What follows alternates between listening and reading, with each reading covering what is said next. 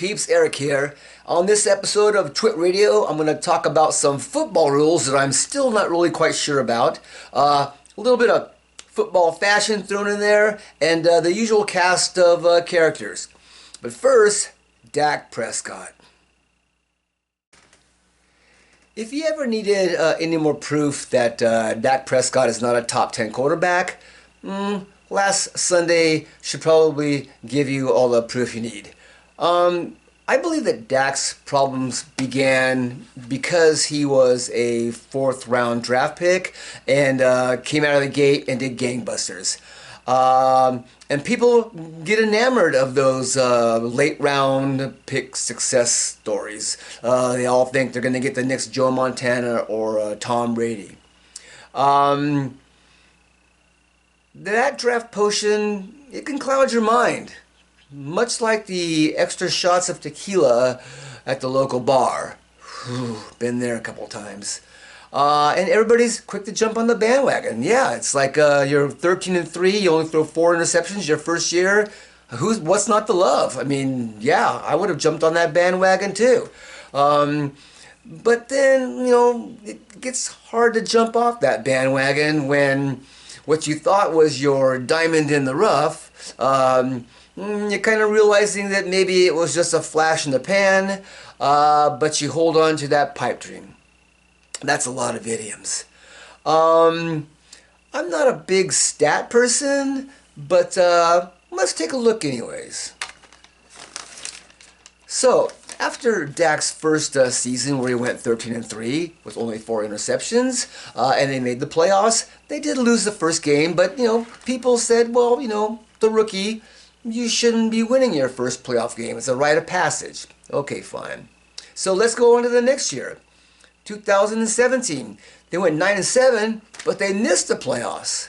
Dak threw 13 interceptions that year. A little bit more. The next year, 2018, he throws 8 interceptions. They go 10-8, make the playoffs. They actually won a game, then they lost a game. 2019, which was Jason Garrett's last year as his coach, they went 8-8 and missed the playoffs. But here's the weird thing about that year is Dak threw for 11 interceptions and almost 5,000 yards. Wow, 5,000 yards. Well, why do you think that is? Well, the reason that is because if you're a bad team, that means you're probably pretty much always trying to play catch up. So you gotta throw the ball. It's standard football 101. If you're behind, you throw the ball more than you run it. So that's probably why that 5,000 yards came into play. Next year, 2020, brought in a new coach, Mike McCarthy, ex-Super Bowl winning coach. Is gonna change the system, fix everything. Yeah, but Dak got hurt that year, and he didn't play. So we move on to 2021. Dak throws 10 interceptions. They go 11-5, and they lose in the first round of the playoffs. You see where I'm kind of going here with this? It's kind of like down, up, down. There's no real consistency. There's no real ascension or anything. And then 2022, 15 interceptions. He only played in 12 games because he was hurt. And they went 8-4, and they did win the first playoff game, but then they lost the second one. So, not good. So this is pretty much Dak's 8th year in the Dallas organization, and no quarterback in the history of the NFL has ever taken him 8 years to reach the Super Bowl in the same organization. So he would be the first to do it. So the odds aren't looking so good for him. And I think maybe Jerry Jones realized this a few years back, but everybody was telling him about how great all the pundits were saying, oh, Dak Prescott's an elite quarterback. You need to give him his bag of money. No. He's not an elite quarterback, never has been. Like I said, he did great coming out of the gate. Everybody jumped on that bandwagon, and they're going to ride it till it goes off the cliff, I guess. But, Jerry's got money to burn. He gave a whole lot to Ezekiel, right? and how'd that work out? But, you know, $126 million guaranteed to a Dak. Sure, go for it. Where else did he have to turn to? Cooper Rush? Was he going to, like, make Cooper Rush his quarterback of the future? That wasn't going to happen. So, yeah, at least Dak is still bringing people into the seats, I guess. Anyways, I get tired of the pundits. Speaking of pundits, I get tired of the pundits that, on one hand, will talk about how elite quarterbacks will elevate the players around them and create a winning atmosphere or whatever. And they gush about how, this quarterback or that quarterback, leads their teams in the fourth quarter to, a win or whatever. But then on the other hand, when that doesn't work out with the quarterback, they say, oh, it was a scheme. Oh, it was a coach. Oh, it's organization. You make excuses. And they say that quarterback win-losses are not a quarterback stats. And I think that's a bunch of bullshit. Because, as they say, oh, they don't play defense, it's a team game. Bullshit. Win-losses are a quarterback stat. Much like they are a pitcher stat. I mean, if you're a pitcher in baseball and you're really good and you only give up maybe 1 or 2 runs a game, if your team can't hit or bat or score runs, it doesn't matter. So if you're losing 1-0, 2-0, that still goes on your record as a loss. That's a win-loss. So I don't see why that would be any different with a quarterback as far as win-loss column. But for some reason, people think that win-loss is not a quarterback stat. I say bullshit. Anyways, so Jerry Jones just recently said, this is interesting. He said, Dak Prescott is a quarterback that can get us to the Super Bowl. Okay. He also said, we have other quarterbacks on the roster that are capable if something should happen to Dak. Now, we all know that Jerry Jones is a master of sleight of mouth. You really gotta, parse the words and put them into the right context, because he will say, if you get him out of order, it can make you believe that he's saying one thing when he's actually saying another. But I think, he's saying, hey, I got a quarterback. Dak's pretty good. Yeah, sure, we could go to the Super Bowl, but we also have other quarterbacks that could take us to the Super Bowl too. Trey Lance. Now, everybody said, after I said, oh, Trey Lance went to the Cowboys for a reason. Everybody said, oh, well, no, he's just there as a backup role. He was washed out in San Francisco, yada, yada, yada, whatever. He was brought there for a reason. And I think Jerry knows what that reason is. And that reason is, should anything happen to Dak? Like, I don't know, getting traded? I don't think Trey Lance was brought there just for a backup role or to be, let's see what he's got. I think Jerry has some other ideas in mind for him. Insurance policy? I don't know. But get back to me in a couple years and we'll revisit it. But anyways, Dak Prescott is not a top 10 quarterback. He has never been a top 10 quarterback. 1 year. He was a top 10 quarterback because he won 13-3. Other than that, no. And now, a word from not a sponsor. So I'm watching this commercial the other day, and I had previously seen a commercial for the same company, I believe it was NFL Plus, with Jerry Rice as one of their spokespeople. And I thought, cool. And then later on during the week, I also saw another commercial for NFL Plus, but the person on there I did not recognize. Who's that? And he's talking about how I've made a lot of important catches in my time, yada, yada, yada. But I did not know who that was. So I started going through the Rolodex in my mind about receivers. And obviously it was not Michael Irvin, or Terrell Owens, or Chris Carter. And in the background, they had it showed the Arizona Cardinals field on a TV screen. So I was thinking, but that's not Larry Fitzgerald. So Ended up finding out later on that it's actually Chad Ochocinco. Now, I was kind of like, well, why him? Did the rest of those guys turn NFL Plus down? Because Chad Ochocinco, I mean, he was a decent receiver in his time, but he wasn't exactly at the level of Chris Carter or Michael Irvin or Larry Fitzgerald. So what's going on there? I guess you get what you pay for. But yeah, so Chad Ochocinco for NFL Plus. So a couple of rules that I still don't really have a handle on. One is the crackback block. So if you block someone more than 2 yards outside of the offensive tackle or beyond 5 yards, either below the waist or above the neck, from the blind side or behind, that's a penalty. Wow. This is why we need full-time refs. NFL, you have the money. Blindside is kind of a subjective term, really, to me, because, I mean, how do you know what a person's blind?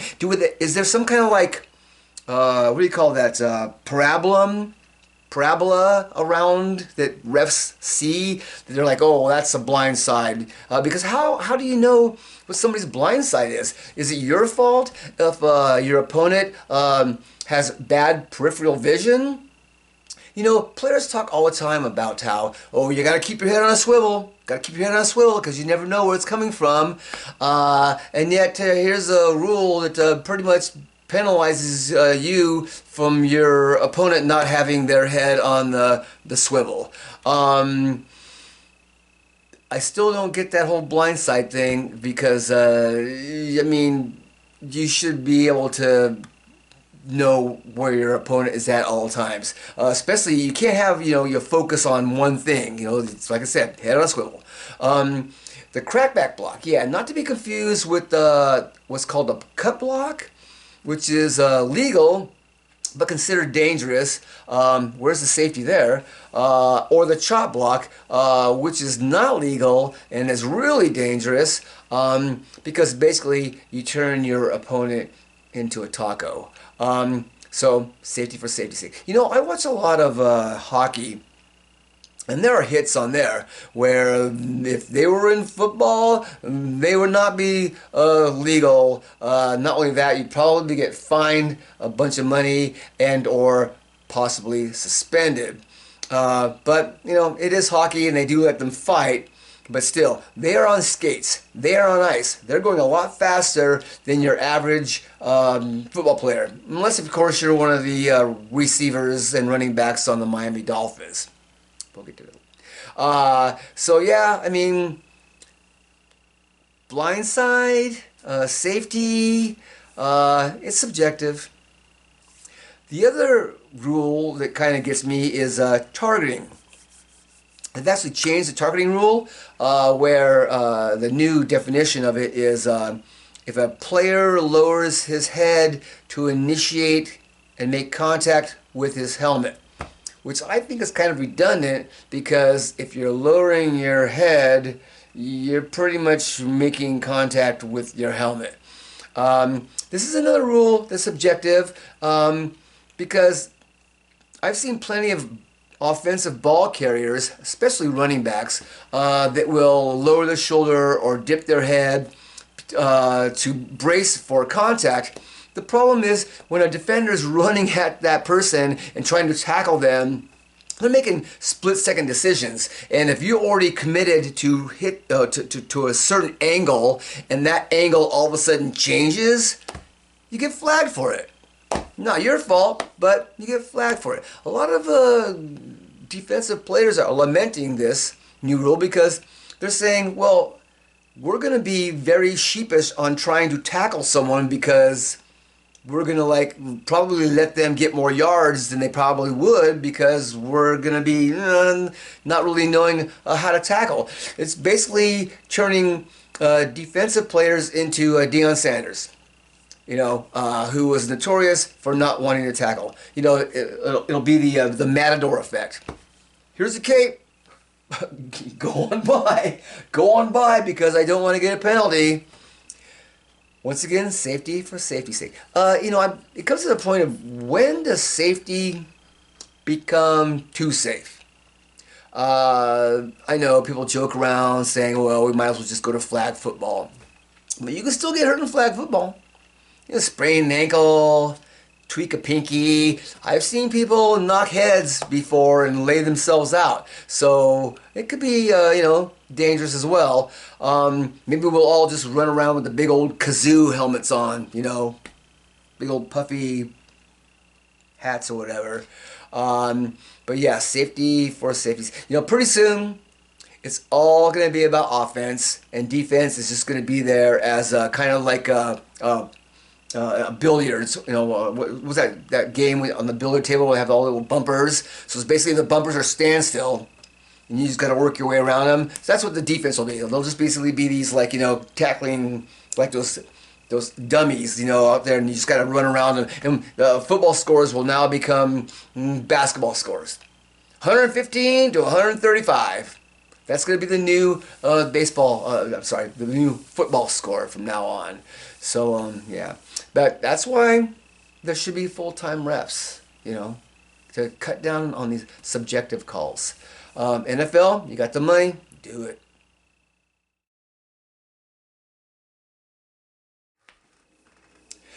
So every year around this time, the conversation comes up with who has the best college uniforms. Okay, once again, subjective. I really like that word.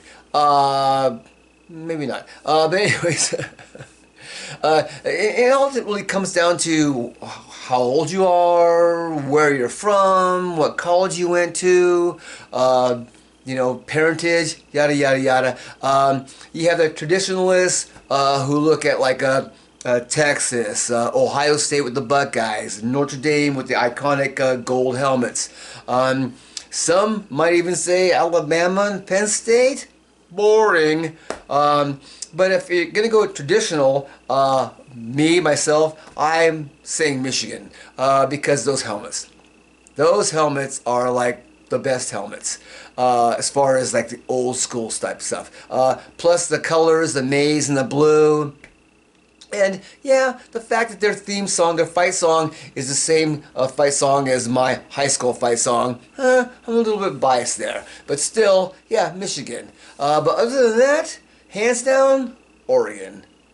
Let's face it, Oregon pretty much changed the whole landscape of college football uniforms. It seems like, outside of, the traditionalists like Alabama and Penn State, who are stuck in the 1940s.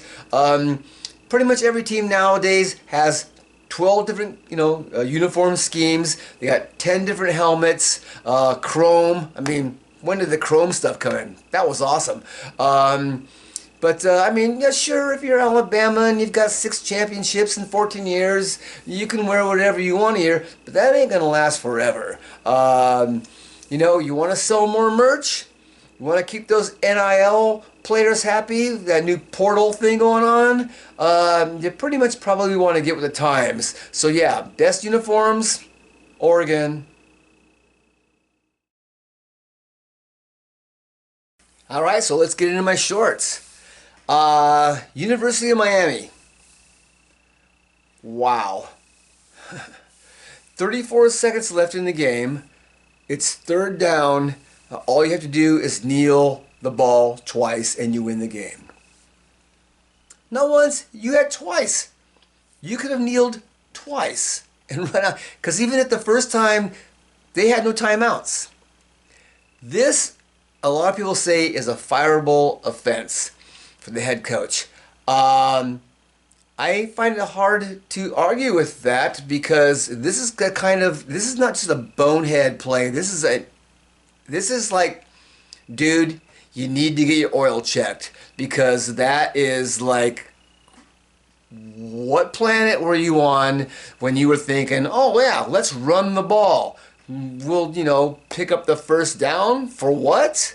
Yeah, that's bad. That was bad. All right, so speaking of football fashion, I really, one of my favorite new things is the Detroit Lions are now selling hats that look like cheese graters.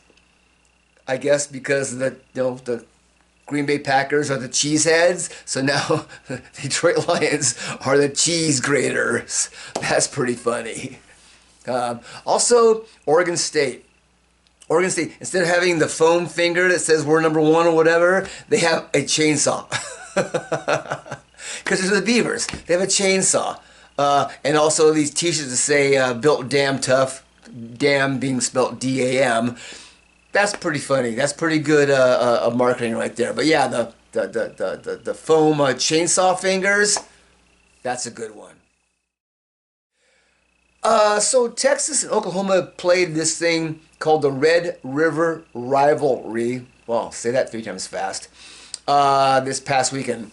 It used to be called the Red River Shootout, but then a bunch of people got together and said, oh, we can't call it a shootout because, I mean, that's promoting violence. That's kind of interesting because you can't call it the Red River Shootout because it's a college thing, because on Sundays you'll hear the announcers all the time talking about, oh, this game's going to be a shootout. This game's going to be a shootout. I'm expecting a shootout. So it's okay to say shootout on Sunday, but it's not okay to say shootout on Saturday. What's up with that?